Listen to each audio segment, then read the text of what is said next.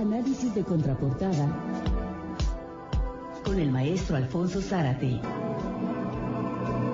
El maestro Alfonso Zárate es analista de contraportada. Qué gusto saludarle, maestro. Igualmente, Carlos. ¿Qué tema nos pone sobre la mesa? Pues lo que está ocurriendo en Oaxaca, Carlos, que me parece que es el desafío más serio a la gobernabilidad que ha enfrentado el gobierno del presidente Peña en más de 3 años de gobierno. Las imágenes que nosotros percibimos, varias regiones del estado de Oaxaca, gente levantando barricadas, los bloqueos de las carreteras, la imposición de cooperaciones disque voluntarias. Todo esto me suena mucho a una rebelión que creo está constituyendo un desafío formidable para el gobierno del presidente Peña, que pone a prueba su capacidad para construir una salida que no implique su claudicación o su derrota.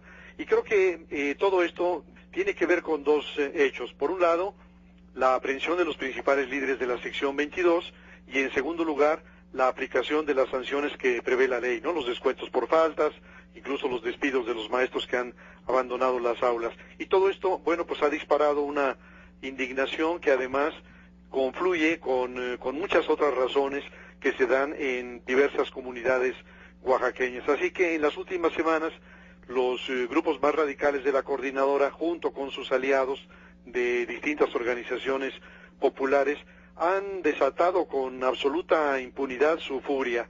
Y esto, bueno, pues ha incluido el saqueo de almacenes comerciales, el robo de automóviles, la quema de camiones. Y mientras todo esto ocurre, las autoridades son, si acaso, convidados de piedra. Y uno tendría que preguntarse cuántos días o cuántas semanas más debe esperar la autoridad para actuar, y si es aceptable que las policías permanezcan impávides ante hechos claramente delictivos. Yo creo que la Constitución garantiza el derecho a manifestarse, pero que la propia Constitución establece los límites, y los límites son que esta manifestación no ataque los derechos de terceros, no provoque delito o no perturbe el orden público, lo que evidentemente está ocurriendo en Oaxaca. Y una cuestión que inquieta es la actuación de la Policía Federal. Los integrantes de la Policía Federal no pueden caer en provocaciones. Para eso disponen de entrenamiento, de protocolos, de recursos. Y sin embargo, lo que varias imágenes nos han mostrado es a policías disparando. Obviamente que todo esto nos plantea riesgos muy importantes. Yo diría que uno de ellos es la propagación del conflicto. Es decir, que lo que hoy vemos en Oaxaca y en algunas regiones de Guerrero, de Michoacán, de Chiapas, empiece a multiplicarse. Y desde luego el otro riesgo importante es el de la contaminación del conflicto, que se enganchen sectores del profesorado institucional que hasta hoy se mantienen en las aulas frente a grupo. Y ante todo esto, bueno, la buena noticia es la decisión de la Secretaría de Gobernación de dialogar, pero creo, Carlos, que va a ser muy difícil alcanzar acuerdos con quienes no aceptan nada que no sea la capitulación del gobierno.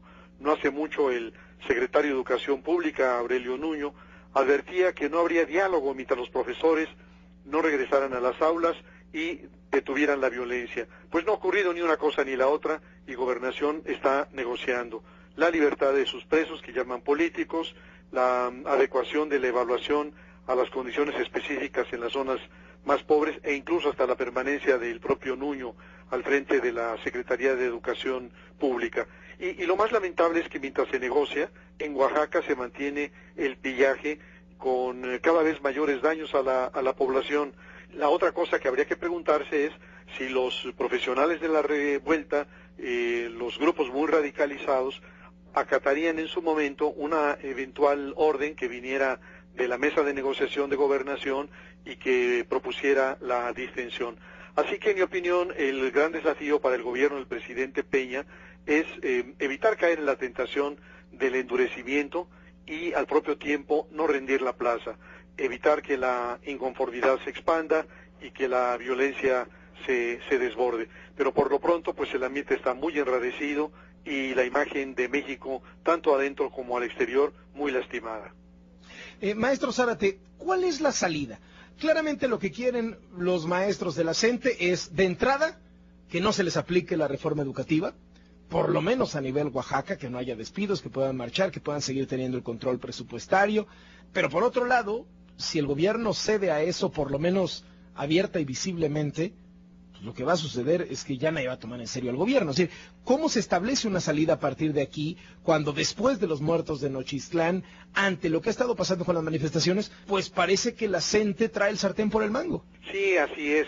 Yo creo que precisamente por eso este es un desafío de grandes proporciones y que va a poner a prueba la capacidad de operación política de los que decían que sí saben cómo hacerlo. Yo recuerdo, Carlos, y no sé si sea una buena comparación, la manera en que don Emilio Portes Gil resolvió el conflicto cristero. En las memorias de Portes Gil, autobiografía de la Revolución Mexicana, comenta cómo cuando él llega a la presidencia, que es una presidencia interina, tiene ya este tema de la guerra entre los cristeros y el gobierno federal. Una guerra en la cual el gobierno federal disponía obviamente de una maquinaria militar mucho más poderosa, pero lo otro eran grupos guerrilleros con un respaldo popular y con la creencia en que estaban dando su vida por Cristo Rey. De tal manera que no parecía haber una solución al conflicto desde el punto de vista militar, o muy costosa o muy lenta. Y entonces lo que se hace es un acuerdo con los altos dignatarios de la Iglesia Católica, que va a ser un acuerdo de simulación, Carlos. ¿En qué consiste? En que el gobierno le va a pedir a la Iglesia Católica, a la alta jerarquía, que no siga expresando públicamente su demanda de abrogar los artículos claramente anticlericales de la Constitución de 17, y a cambio de eso el gobierno se va a hacer de la vista gorda en las violaciones que hagan los sacerdotes y el clero. Y lo que vimos entonces, a lo largo de tantísimos años hasta llegar a la reforma de Salinas de Gortari, fue eso, es decir, la ley de cultos prohibía las manifestaciones de culto público en las calles, y se hacían en los pueblos, todo el tiempo lo hacían, nadie les aplicaba la ley, prohibía la manifestación de ideas políticas desde el púlpito, etcétera. Entonces yo me temo que al final de cuentas lleguemos a una especie de simulación, en donde aparentemente se mantiene la reforma educativa, pero no se mantiene. Y hay estas excepciones y el gobierno se va a hacer de la vista gorda. Me temo que eso sea, pero tiene un efecto, digamos, de contaminación que puede ser muy riesgoso. Entonces, ¿cómo incide esto, maestro Zárate, en el 2018? Hay tres presidenciables involucrados. López Obrador, que está con la CENTE, Miguel Osorio Chong, que es el que extiende la mano de negociación por parte del gobierno federal, y Aurelio Nuño, que es, digamos, el rival más visible a quien la CENTE ha desacreditado. ¿Cómo juega para estos tres presidentes? Policía Federal, que finalmente, sin duda que juega, Carlos, yo creo que corresponde a un área que depende, por una parte, secretario de Gobernación. Ha habido una gran habilidad de Osorio Chong al tratar de venderse como el bombero, el apagador de fuego. Y lo curioso es que, en efecto, el manejo torpe de la Policía Federal, que finalmente condujo a este rebrote de violencia, corresponde a un área que depende del secretario de Gobernación, no del secretario de Educación Pública, pero el costo lo está pagando el secretario de Educación Pública. Ahora, hay algo muy interesante en esta comida que el presidente de la República tuvo el viernes de la semana pasada, a través de la lectura de una de las columnas de Ciro Gómez Leiva, en donde nos dice que el presidente estaba feliz. El presidente bromeó de risa, no parecen afectarlo ni los temas de Oaxaca, ni los resultados electorales, y además dice algo el presidente que me parece muy relevante, cuando señala que el contendiente, el candidato, puede hoy tener el 1% del conocimiento. Y entonces uno dice, bueno, como sujeto, siempre en el estudio de la sucesión presidencial, como en México se maneja, es a través de mensajes esotéricos. ¿Qué quiso decir Peña cuando sostiene que basta el 1%? Porque al final de cuentas dice, en la campaña se va a dar a conocer. Bueno, a mí me parece que de por sí las condiciones son muy adversas para el PRI y serían mucho más si postulara a alguien que hoy tiene el 1%. Pero eso, al parecer, nos remite tanto a Aurelio Nuño como a José Antonio Meade, que tienen un nivel de conocimiento a lo mejor del 2%. Así que todo esto, desde luego, también nos recuerda los acontecimientos del 68. Todo indica que, digamos, antes de estos acontecimientos, el predilecto de Díaz Ordaz era Emilio Martínez Manatú, el secretario de la presidencia.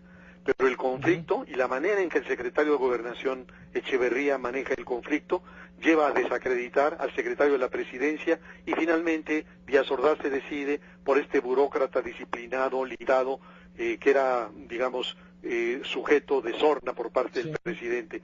Así que sí, Carlos, yo creo que hay que seguir con mucho detenimiento qué es lo que ocurre aquí, porque va a haber ganadores y perdedores y naturalmente que esto tendrá un impacto en la manera en que el PRI decida su candidato presidencial. Maestro Zárate, le mando un abrazo como siempre, muchísimas gracias. Otro abrazo, Carlos. Hasta luego.